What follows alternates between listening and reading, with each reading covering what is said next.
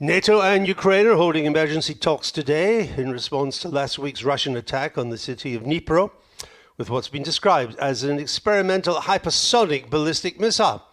President Putin has made it clear that this was his response to Ukraine using longer-range UK and US missiles to hit Russian military assets on Russian territory.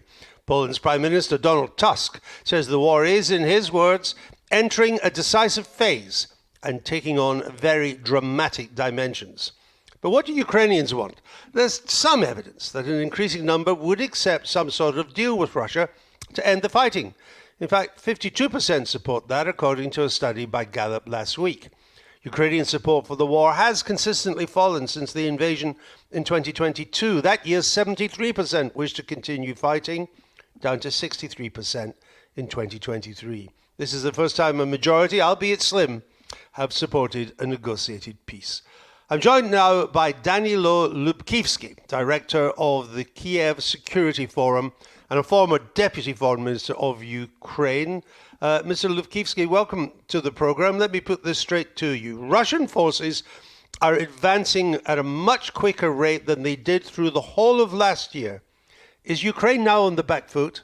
Well, that's a difficult question, and thank you very much for inviting me and discussing this very important topic. A pleasure. Sure, Russia is in its offensive, and Ukrainian military is struggling to deter Ukrainian land to Ukrainian territories against much stronger enemy. The situation, as I understand, on the front line is difficult, but remains under control. With people, and this is true that people are exhausted with many units left threadbare, but for the overall situation still remains under control with very responsible reaction from the Ukrainian military command. So they report that they continue a very strong deterrence of the Russian actions. Ukraine still has a lot of support in Western Europe and indeed in the United States to see off the Russians. But we look at significant towns like Pokrovsk. It's a Ukrainian military center, as you will know better than me. It's also a rail and a road hub, always important in times of war. They look like being on the brink of Russian occupation. And we just think, this is now heading in one direction, not quickly, not overnight, but it's a typical Russian maneuver. Grind the enemy down, just keep on going. We can last longer than you. And over time, it works to Russia's advantage. The reasons of this situation are actually well known and obvious. And one of the core problems which remains, in my opinion, is the belated response, the belated decisions and belated deliveries of weaponry and all other promises, all other issues that were promised to Ukraine by our Western partners. The Ukrainian morale and readiness to fight against much stronger enemy. And here, let me also say that Ukraine now fights not only one nuclear power, but fights against several nuclear power countries, meaning North Korea, saying that every night we are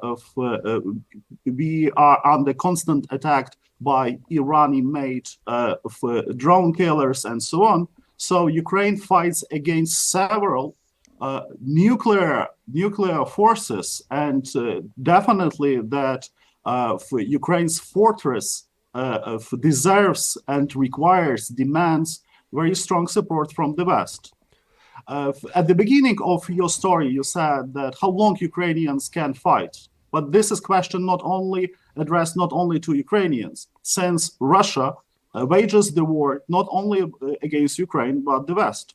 And this is the question to all of us. How long can we fight against the pure evil which attacks our borders? And here comes the answer. The answer comes that the situation can change if the United States, if the West provides Ukraine with all necessary instruments to attack Russia, to protect Ukraine's freedom and sovereignty according to the international law, and to hit Russia within its territory, to hit the legitimate military assets and targets.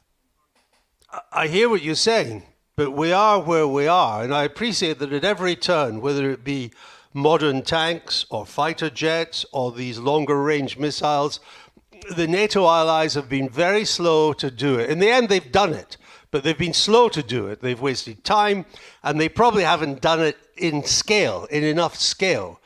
So I understand all that. But we're in a situation now where even Germany still won't hand over its substantial stockpile of Taurus missiles, which are a lot more than the Storm Shadow or even the American one that you've currently been using. And you've now got Donald Trump coming down the pike as well. I mean, you add these things together, belated, inadequate Western support, a man coming into the White House, the most important country in NATO, who seems to want to force you to the bargaining table. There is no country in the world which stands for peace and wishes to establish long-lasting, fair peace against the Russian enemy. And this country is Ukraine. We stand for peace, but we want to have this peace fair and strong and lasting. Of course. And for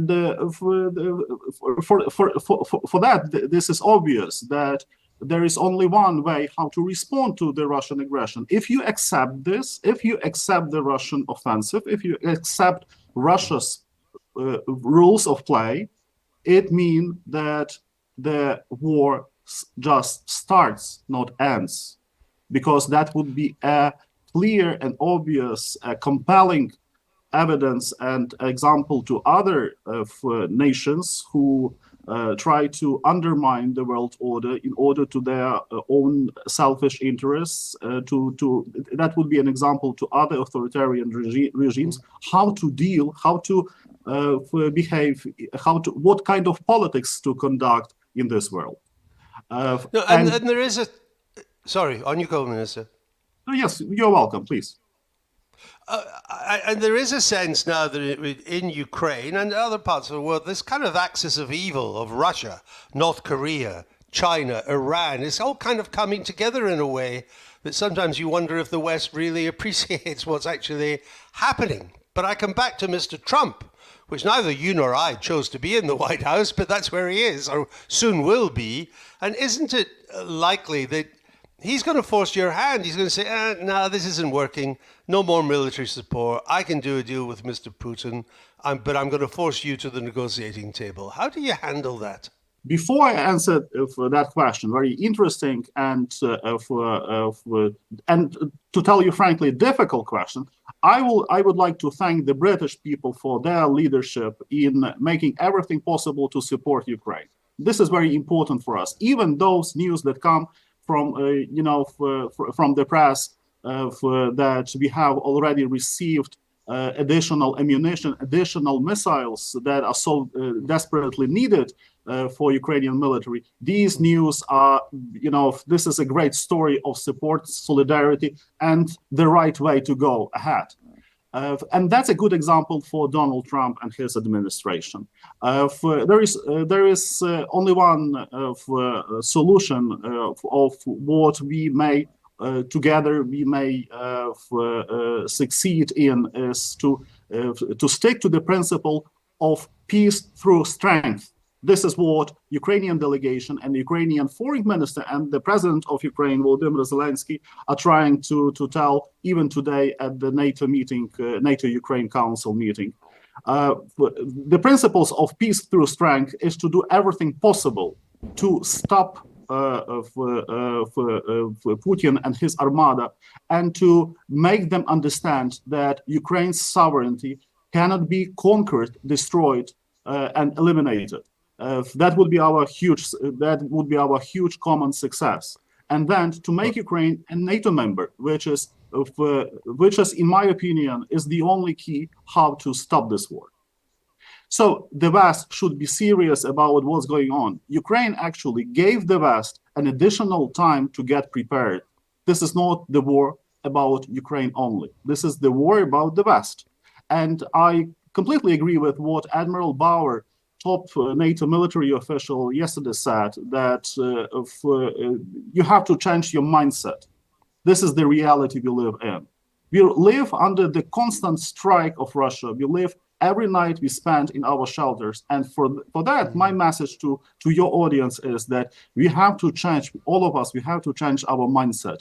We live in the world when they want to destroy us all. And you should be aware of this. Well, on these words, we'll leave it. I'm grateful for that message. Thank you for joining us on Times Radio.